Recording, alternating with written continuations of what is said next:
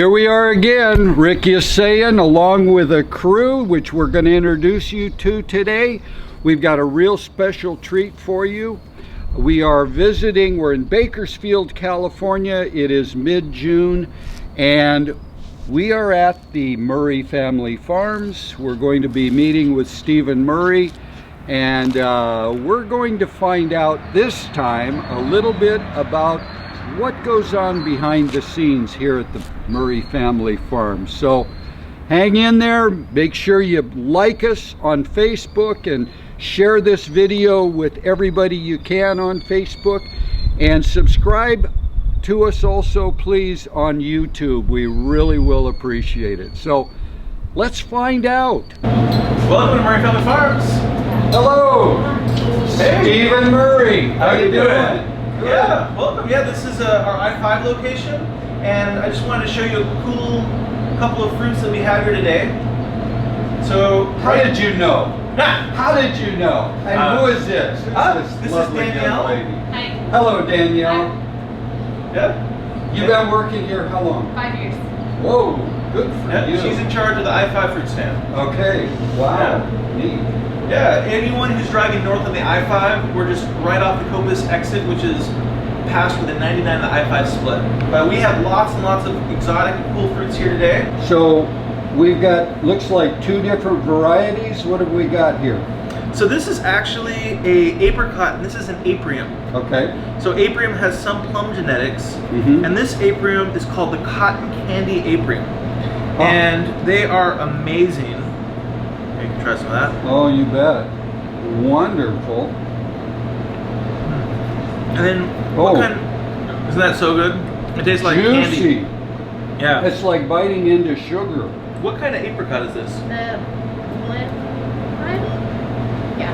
Blenheim. So we have Blenheim apricots. And Blenheim apricots have very old variety. Yeah, very old variety. Has the traditional apricot flavor. Yep. That and a little bit higher acidity.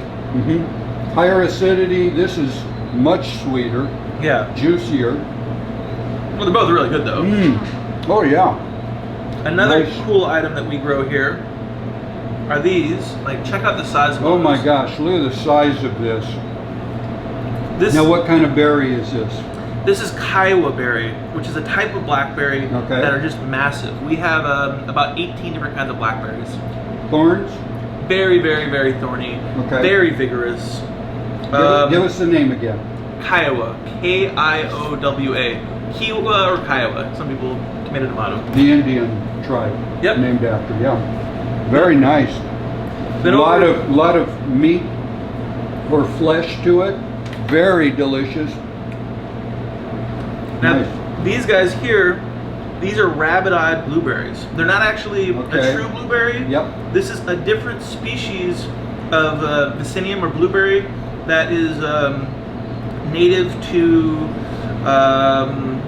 kind of the south, Florida, isn't it? Yeah. Southern part of the United States. Grows in a little bit warmer areas. Yeah, much more warm tolerant. Also much later. So they ripen midsummer compared to how for us blueberries ripen in the spring. Wow, nice. So these here is the Breva crop of Black Mission figs. Okay. So figs have 2 crops. So the Breva crop is the first crop that figs produce. So we're gonna have figs in June, and then we're gonna not have any figs for about 3 weeks, and then we'll have figs again. In a little bit, we're going to go to the experimental fig planting and see if there's any other early varieties available. Oh, good. Oh, good. Try to keep me away. Okay.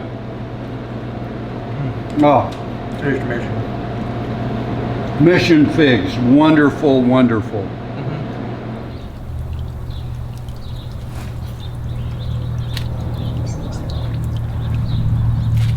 We are obviously in a grape arbor here, and I just have never seen grapes like this before. What are these? These are beautiful. So right now, we are in one of our newest grape plantings. Okay. These are all new varieties of grapes that were created by the company Grapery that also created the cotton candy grape. So these are some of the most amazing grapes in the world. These are not ripe yet, but they're still going to taste better than almost any grape. Try these. So are these table grapes? Yes, all the grapes we have are table grapes.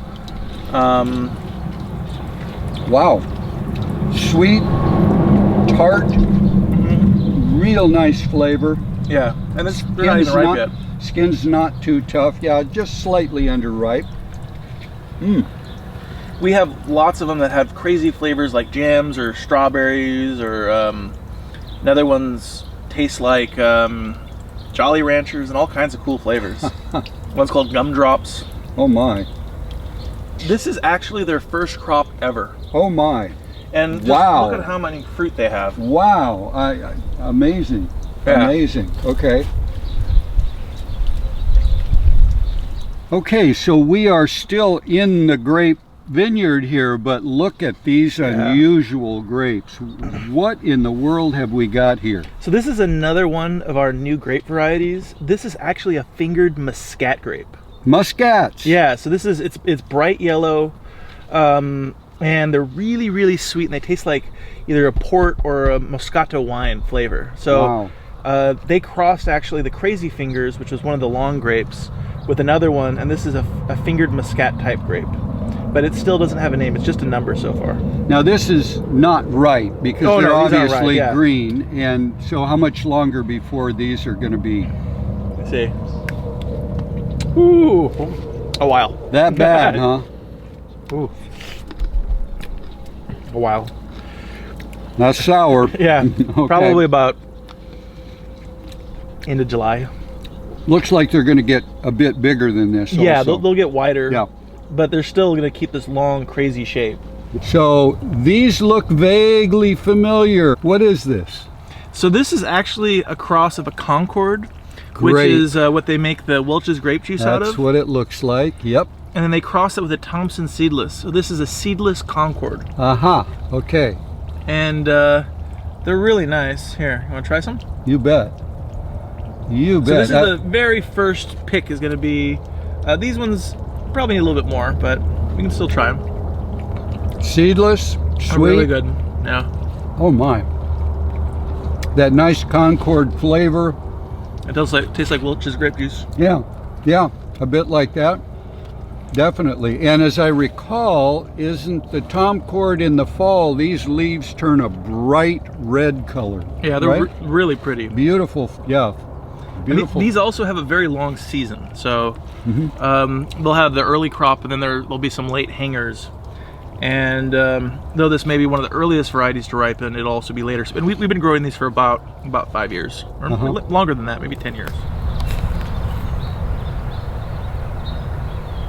Stephen, I see we're in a set of palm trees. Yeah. And we've got an inflorescence here. And what is this? And tell us about it.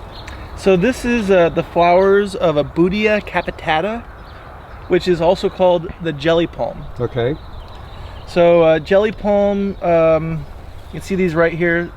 These that are open are males, and then this is a female. Okay. And when these ripen, they produce a fruit that's, I really like them. I think they taste a lot like apricots. You can see another branch a little further this way that's already been pollinated, a little bit more developed. Okay. So when these fruit are ripe, they're going to be about this big, the size of a small apricot. Okay. Now I understand they're also called the wine palm. These ones here, it contains a lot of natural pectin, so it naturally sets. So you just Sets jelly, yeah. Have you ever made jelly out of these? Not out of these. Okay. Nope. But they're, I think they're a cool fruit, and I've got a couple hundred of them here, so.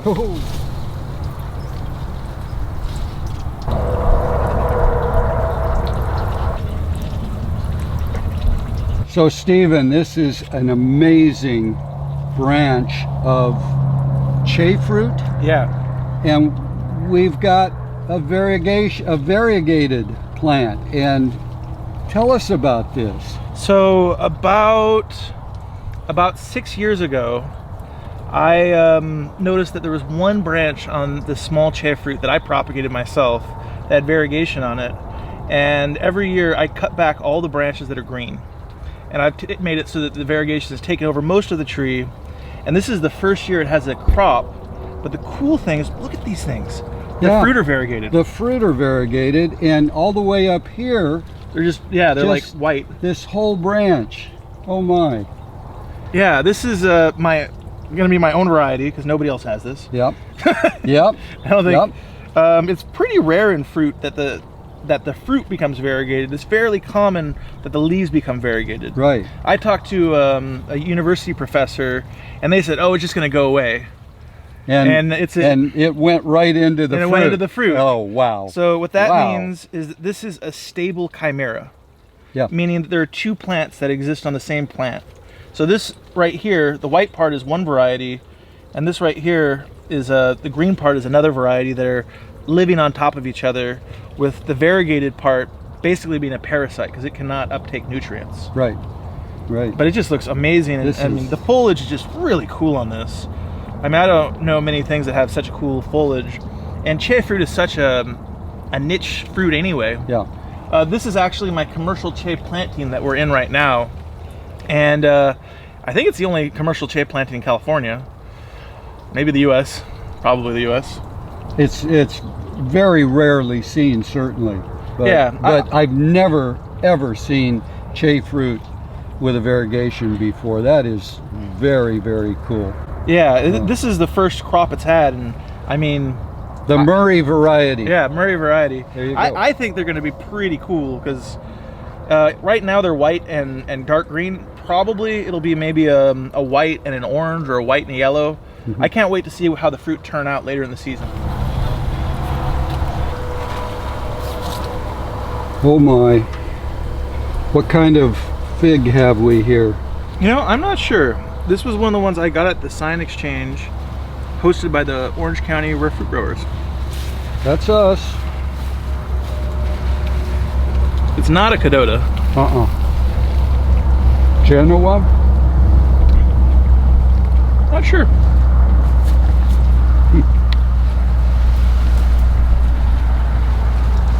Very nice taste to it. It's well on its way.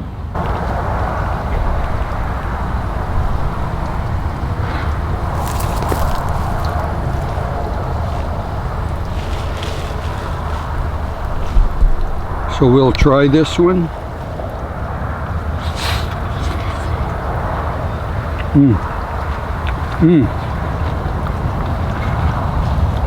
That one a lot more ripe, very sweet, very wet. Has that characteristic kind of yellow fig flavor to it. The nice thing about the yellows, a lot of them, you can eat the skin. Just delicious.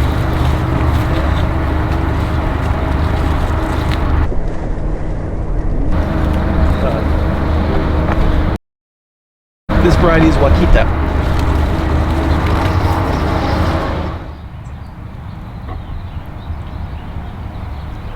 Right here, Oh my, these are some amazing looking donut peaches.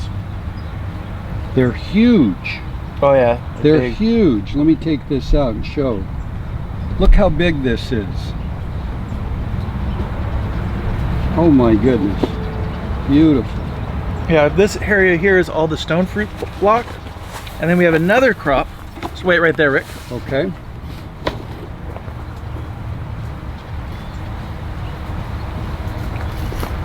Have you ever seen this one? I have seen this. This is a salt something, isn't It's it? called sea beans or pickleweed, Yeah, pickleweed. and you can try it. Sour, Well, salty is what you tasty, say. salty. Yeah. Yeah, we grow those here as well. What do people use these for? People add it into salads and other things, use it as a salt replacement. And I also have a lot of customers that they cook with it and use it to make things, give it a more umami flavor. Umami flavor. Oh, Yeah. okay. Yeah, for the salt. So I used to live in a place where we had what was called salt cedar, and the leaves look very much like this off of the tree, but these are not grown that way. How are these grown? These grow in a salty marsh that's on one of our properties nearby. This is not a salt cedar, but this is actually something different that people use in culinary purposes.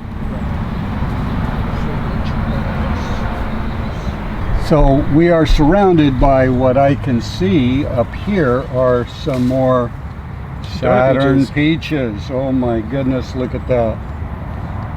Beautiful. Beautiful. And is there any special care that you use for these trees, Stephen? Well, we do thin them. If you look on the bottom of the tree, we girdle them. So we cut the line down here. Yep.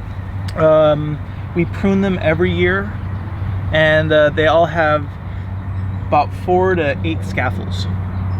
And a scaffold's like the big branch. You can see like on those trees over there, that one has a cyclical tree. Okay. Okay, I got a question for you. What is your favorite stone fruit? Maybe favorite 2 stone fruit.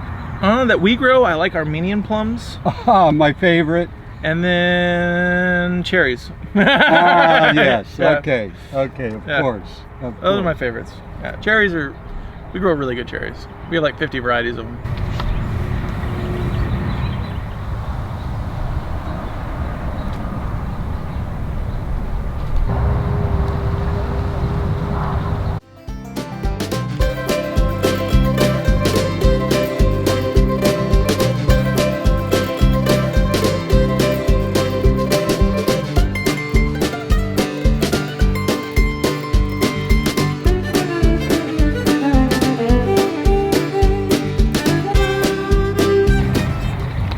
Alright.